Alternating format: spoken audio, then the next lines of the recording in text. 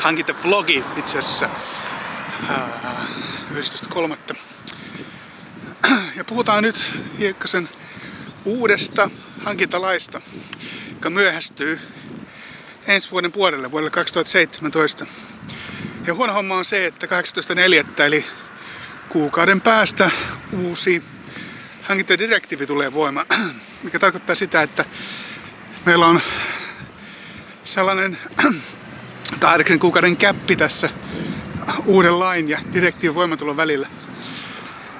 No, se ei ole mikään ongelma. Direktiivillä on niin sanottu välitön vaikutus, mikä tarkoittaa sitä, että sitä direktiiviä tulee soveltaa jo suomalaisen lainsäädännön kanssa yhteydessä. Eli jos direktiivi ja laki on ristiriidassa keskenään, niin silloin sovelletaan direktiiviä. Ja asiantuntijat sanoo mulle, että se tarkoittaa sitä, että direktiivissä tulevat määräykset, niitä pitää soveltaa suhteessa lakiin. No ihan selvää, mitä se tarkoittaa, mutta ilmeisesti jotain sellaista, että jos direktiivissä sanotaan jotakin, mitä hankintayksikön pitää tehdä, niin se on tehtävä, vaikka hankintalaissa niin ei sanottaisi. Täytyy kaivaa muutama esimerkki, en osaa sanoa yhtään, mitä se tarkoittaa. Kävin itse asiassa tuossa pari päivää sitten läpi esimerkiksi direktiivin määritelmiä suhteessa hankintalain määritelmiin.